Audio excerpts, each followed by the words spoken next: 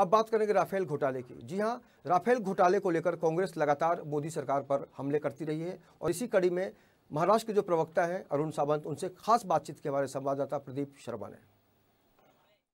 Rafale को लेकर एक बार फिर कोर्ट ने जो है सरकार को घेरने की कोशिश की है और इसी मुद्दे पर हमारे साथ मौजूद है कांग्रेस प्रवक्ता अरुण सावंत जी। एक बार फिर राफेल का मुद्दा जो है अब कोर्ट ने सरकार को घेरने की कोशिश की है। हालांकि लगातार कांग्रेस राफेल डील को लेकर सरकार पर हावी निशाना बनाती थी, क्या कहेंगे? जी बिल्कुल सही। राफेल को लेकर हमारे राष्ट्रीय अध्यक्ष राहुल गांधी जी बार बार ये कह रहे कि राफेल घोटाला हुआ है, लेकिन भारतीय जनता पार्टी झूठ के ऊपर झूठ बोल रही, झूठ के ऊपर झूठ कागजात उन्होंने सुप्रीम कोर्ट के सामने पेश किए और ये बताने की कोशिश की कि हम जो बता रहे हो सच है। लेकिन आज उनका झूठ पूरे के पूरे देश के सामने आ चुका है।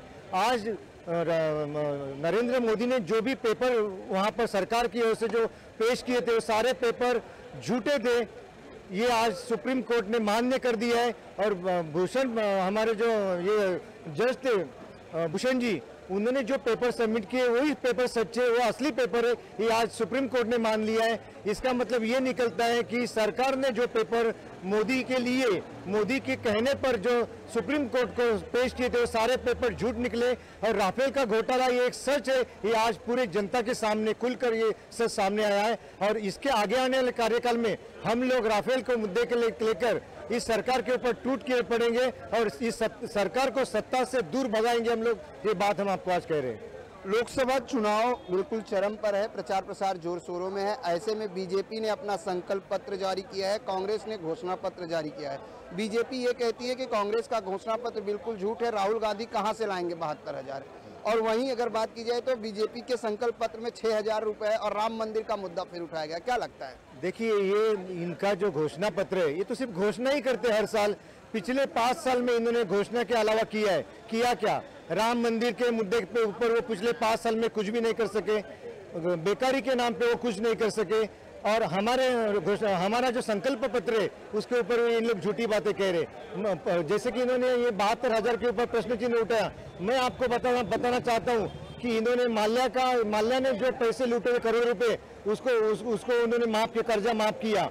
इन्होंने जो ये पैसे लेकर जो भाग गया मोदी, उस मोदी का जो कर्जा था वो उन्होंने माफ किया। तो क्या किसान का पैसा इन लोग माफ नहीं कर सकते थे? हमने जो 72,000 रुपए की बात की, 6,000 रुपया प्रति गरीब प्रति किसान, उसके पीछे एक प्लानिंग किया हुआ है हमने और वो पैसे कैसे देने के, क्या देंगे, उसके लिए हमारे पास पूरा प्लान तैयार है। और वो हम लोग सत्ता में आने के बाद 15 दिन के अंदर हम ये करके दिखाएंगे। उसके बाद यही भारतीय जनता पार्टी देखती रह जाएगी।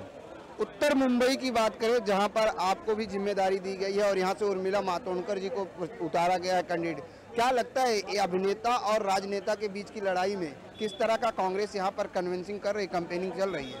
देखिए, उर्मिला मातोंडकर जी को आज जो सहयोग मिल रहा है जनता का, उत्तर मुंबई की जनता आज लाखों की संख्या में उनके पीछे उमड़ रही है। आज हमारी उम्मीदवार उर्मिला मातोंडकर जहां भी जाती है उन गलियों में हजारों लोग उनके स्वागत के लिए आते। ये सिर्फ उसे देखने के लिए नहीं आ रहे। आज पिछले 5 सालों में जो ये सरकार विफल हुई है, जो इनकी नीतियां विफल हुई, जो अन्याय इन्होंने जनता के ऊपर ढाए, जो झूठे वादे इन्होंने किए, उसके खिलाफ में सारी जनता रास्ते पे उतर रही है।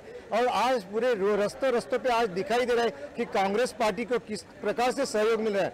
आज पूरे मुंबई में जो भी 6 कैंडिडेट हमने खड़े किए, उसमें एक राष्ट्रवादी कांग्रेस का कैंडिडेट है, वो 6 के 6 कैंडिडेट जीतने के आसार नजर आ रहे। इसीलिए इनके पैरों तली धरती खिसक गई है और इसीलिए आज इन लोग झूठे बयानबाजी करते घूम रहे। भारतीय जनता पार्टी यहाँ से सत्ता से उखड़ कर हम फेंक देंगे, ये आज जनता खुद होके कह रही। महिलाएं हजारों की संख्या में रास्ते में उतरी क्योंकि महिलाओं को जो दिक्कत है, आज गैस के दर क्या हो गए, 400 से लेकर आज 1200 रुपए तक घरेलू गैस की कीमतें हुई है। इसीलिए महिलाएं ज्यादा रास्ते पे दिख रही है। उर्मिला मातोंडकर को महिलाओं का बहुत ही अच्छा सहयोग मिल रहा है और वो भारी मतों से जीतेगी, ये मैं आपको विश्वास पूर्वक कह सकता हूँ।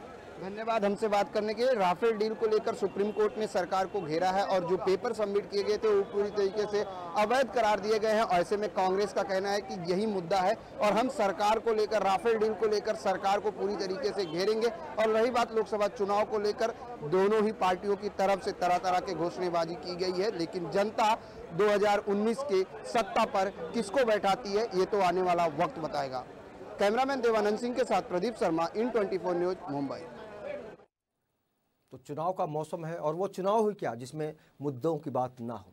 फिलहाल वक्त एक ब्रेक के बाद आपको हम लेकर चलेंगे असम और बताएंगे कि किस तरह से प्रधानमंत्री नरेंद्र मोदी ने कांग्रेस पर जमकर अपना विरोध प्रकट किया।